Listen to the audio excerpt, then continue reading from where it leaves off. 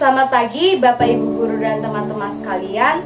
Mari kita siapkan hati untuk mendengarkan renungan pagi ini. Dalam nama Bapa, Putra, dan Roh Kudus. Amin.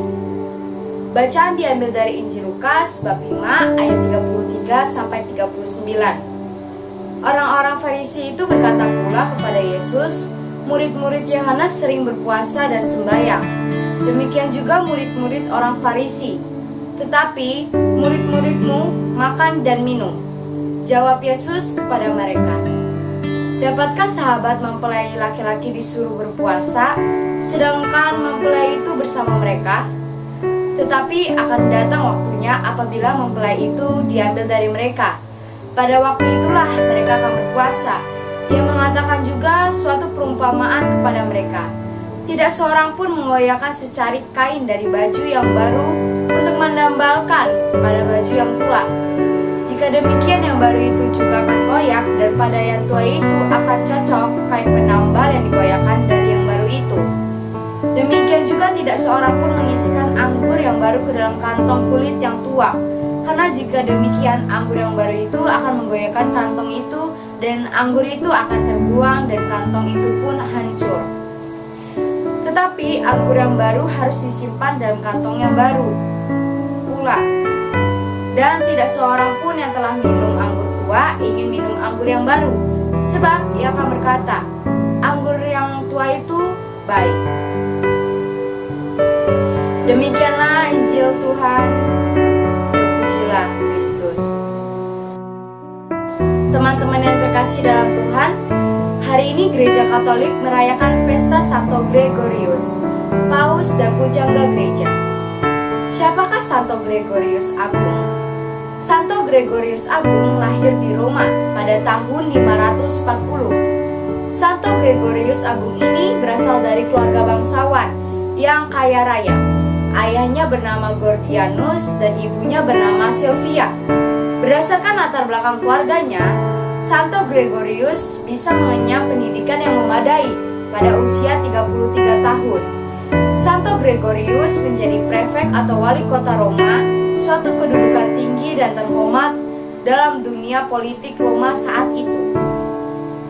Namun, ternyata Tuhan menghendaki agar Santo Gregorius berkarya di kebun anggurnya.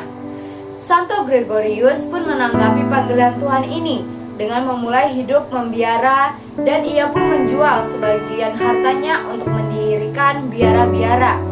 Selain itu, Santo Gregorius juga membantu orang-orang yang miskin tertindas pada tahun 586. Ia dipilih menjadi abbas di biara Santo Andreas di Roma. Di sanalah ia berjuang membebaskan para budak belian yang dijual di pasar-pasar kota Roma. Pada tahun 590, ia diangkat menjadi paus. Santo Gregorius adalah paus pertama yang secara resmi mengumumkan dirinya sebagai kepala gereja Katolik sedunia. Pada tahun 604, Santo Gregorius meninggal dunia. Dalam Injil yang kita dengar hari ini mengisahkan tentang Simon Petrus yang meninggalkan pekerjaannya sebagai nelayan dan mengikuti Yesus. Simon Petrus meninggalkan pekerjaannya demi kebaikan dan keselamatan orang lain. Kita pun ditantang untuk mau berkorban demi kebaikan dan keselamatan orang lain.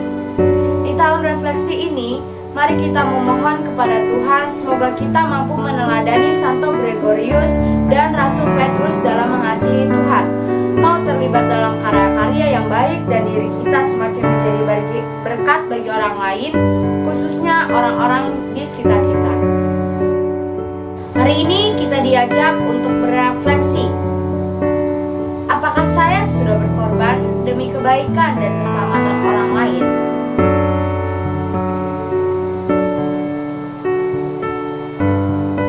Marilah berdoa. Tuhan Yesus, Engkau memanggil Santo Gregorius dan Santo Petrus untuk menolong sesama. Tuntunlah kami agar bisa menjadi penolong bagi orang lain yang ada di sekitarku. Sebab Engkaulah pengantara kami, kini dan sepanjang masa. Amin.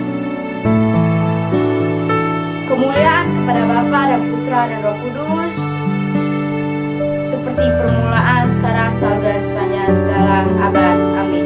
Terpujilah nama Yesus, Bunda Maria, dan Santo Yosef, sekarang dan selama-lamanya. Amin. Santa Maria de la Strada, doakanlah kami. Amin. Dalam nama Bapa, Putra, dan Roh Kudus. Amin. Selamat mengikuti pembelajaran hari ini. Tuhan memberkati.